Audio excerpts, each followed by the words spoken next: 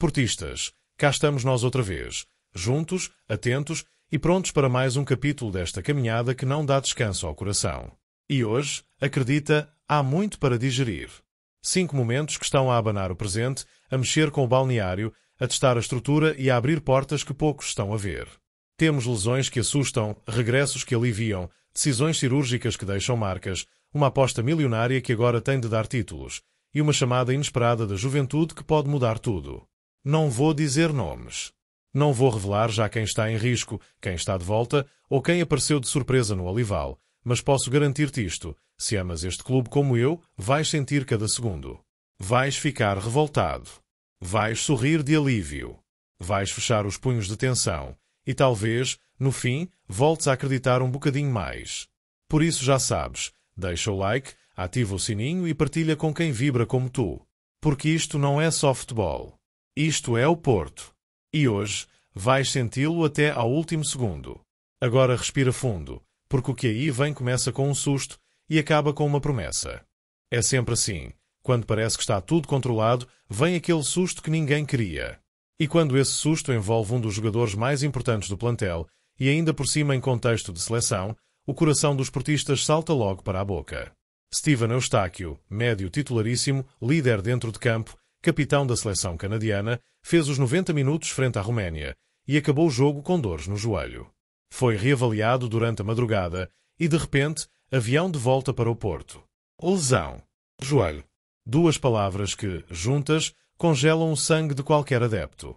E mesmo que digam que foi por precaução, mesmo que os canadianos garantam que não é grave, que ele pode estar disponível para o jogo com o Nacional, a verdade é que o alerta está ligado. Porque o joelho não perdoa. Porque basta um movimento errado. Porque já vimos isto acontecer antes. E não estamos a falar de um suplente qualquer.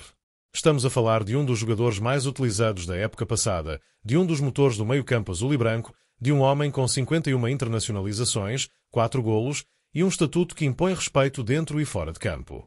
E o que mais assusta nem é o jogo com o Nacional. É o que pode vir depois. É o que está por trás. É a sobrecarga. É o desgaste de quem não tem descanso, de quem vai do Dragão para a seleção e da seleção de volta ao Dragão sem tempo para respirar. É o risco de uma recaída. É o fantasma de uma paragem longa a assombrar quem não pode parar. A verdade é esta: o Porto precisa de Eustáquio. Precisa dele inteiro. Precisa dele em campo, a pressionar, a distribuir, a comandar. E quando o vemos a regressar mais cedo de uma seleção, não porque está poupado, mas porque está tocado, instala-se logo a ansiedade. Fica a dúvida. Fica o medo de que estejam a esconder mais do que dizem. Claro que os médicos vão fazer tudo. Claro que ele vai ser acompanhado ao detalhe. Claro que há confiança no departamento clínico. Mas não podemos fingir que isto não é grave só porque ele talvez jogue no sábado.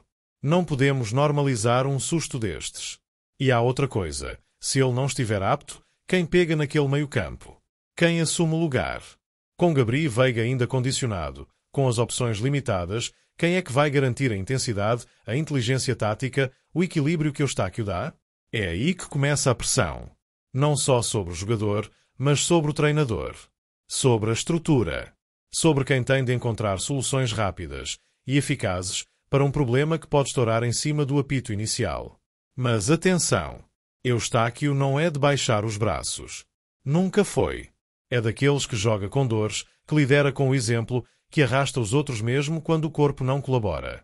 E se ele tiver que forçar para estar em campo, vai forçar. Porque sabe o que significa vestir esta camisola.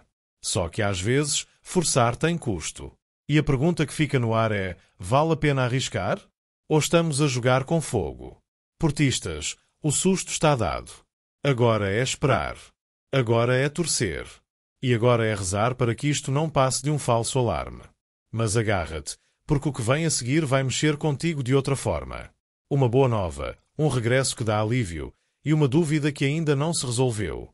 No meio da ansiedade, há momentos em que basta uma luzinha para mudar o ambiente. E hoje, essa luz tem nome: PP. Depois de falhar 2 jogos importantes, um deles, o clássico contra o Sporting, por causa de uma lesão ocular que deixou todos em alerta, o extremo brasileiro está de volta. Treinou sem limitações. Está solto. Está disponível. Está pronto. E isso, desportista, é mais do que uma boa notícia. É um alívio. Porque Pepe não é só mais um.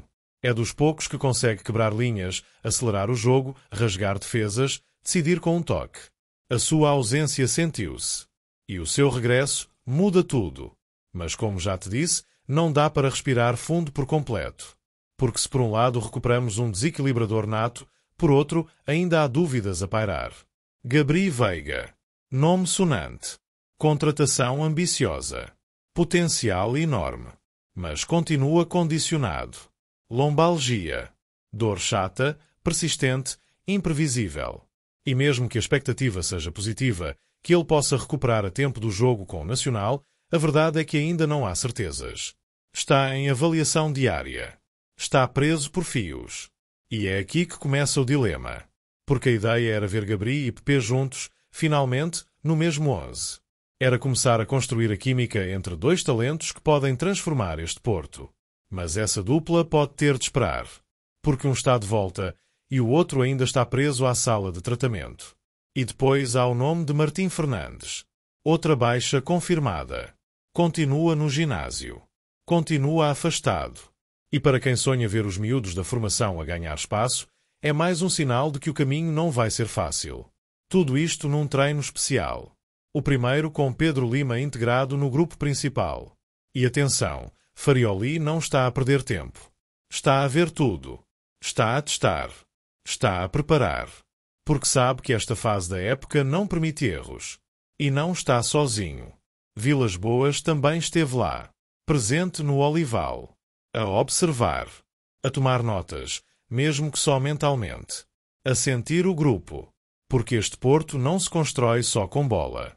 Constrói-se com vigilância, com presença, com exigência vinda de cima.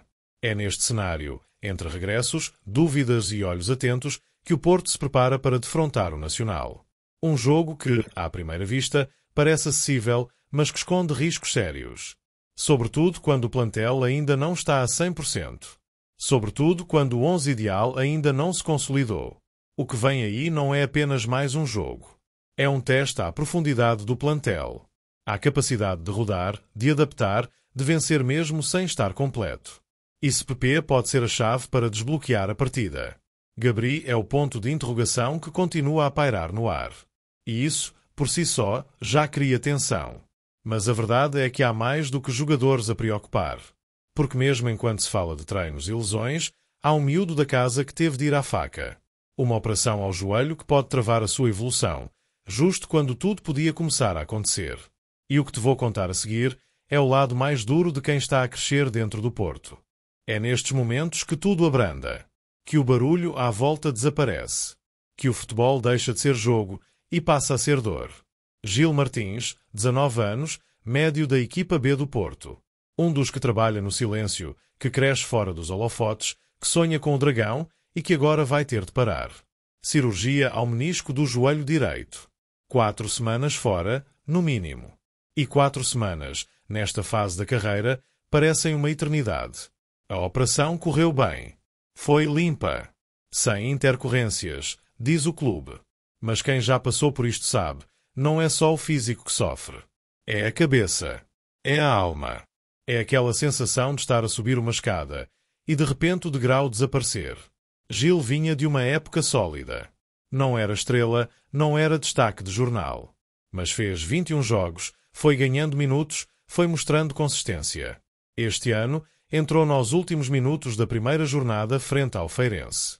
Aos 86, já com o jogo empatado.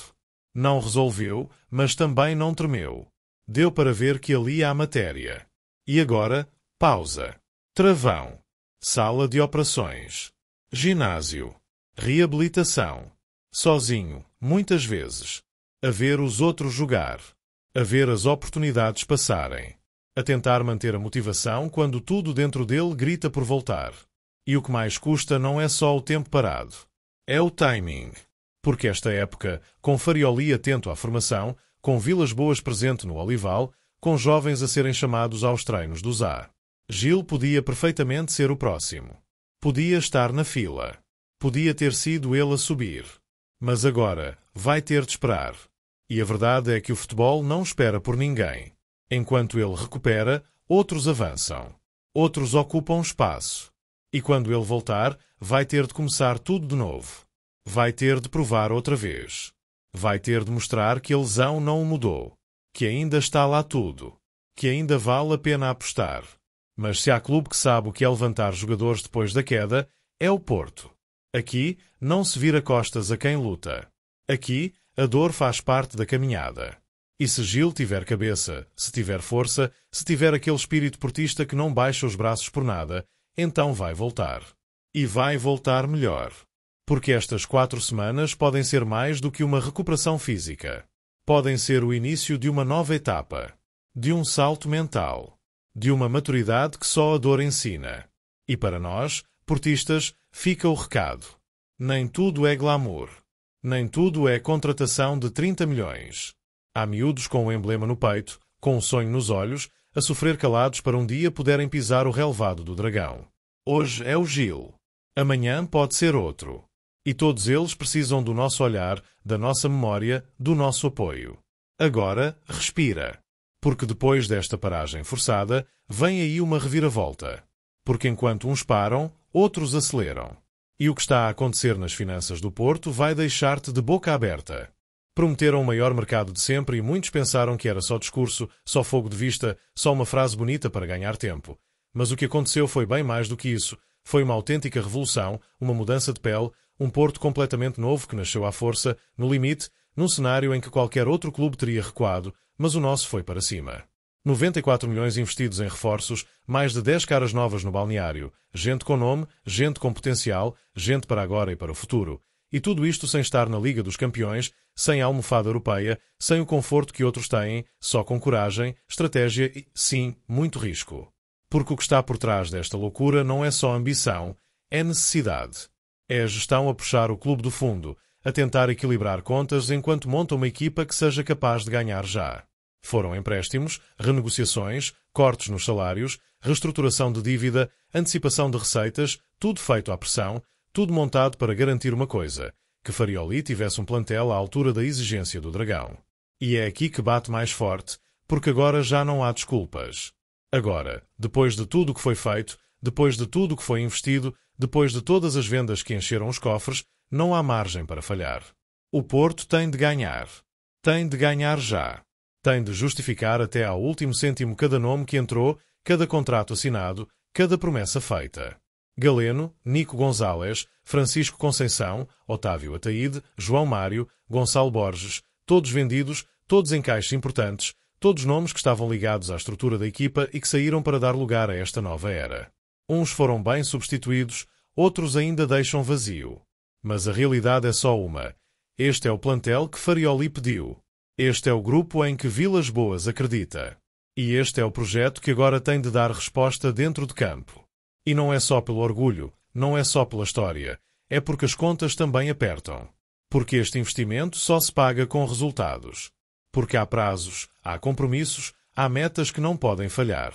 E se o futebol é feito de paixão, este momento do Porto é também feito de precisão cirúrgica. Tudo o que for menos do que títulos vai soar a fracasso. Mas no meio de tanto milhão, no meio de tantas negociações e jogadas financeiras, há um detalhe que não pode passar despercebido. E é talvez o mais bonito disto tudo. O Porto continua a olhar para dentro. E mesmo quando contrata grandes nomes, mesmo quando apresenta reforços em conferência de imprensa, mesmo quando anuncia recordes, também chama miúdos da formação para treinar com os A, também dá espaço aos que estão ali ao lado, à espera da sua oportunidade. E é aí que a chama reacende, porque o que aconteceu no Olival nos últimos dias mostra que ainda há espaço para acreditar que o Porto de sempre continua aqui, debaixo desta nova pele. Mas se achas que isto já foi forte, espera até ouvires o que aconteceu nesse treino. Espera até saberes quem subiu, quem estava a ver, quem pode estar prestes a mudar tudo com um só passo. Enquanto uns voltam lesionados, outros regressam aos treinos, e o clube movimenta milhões no mercado como se estivesse a jogar xadrez em 3 tabuleiros ao mesmo tempo, há um outro Porto que começa a mexer por baixo da superfície, longe dos holofotes, longe das conferências, longe dos títulos de jornal, e é esse Porto que pode ser o mais importante de todos. Foi no Olival, num treino aparentemente normal, que se acendeu mais uma faísca. Com os internacionais fora, com alguns lesionados ainda no boletim clínico, Farioli olhou à volta e chamou 9 miúdos. 9.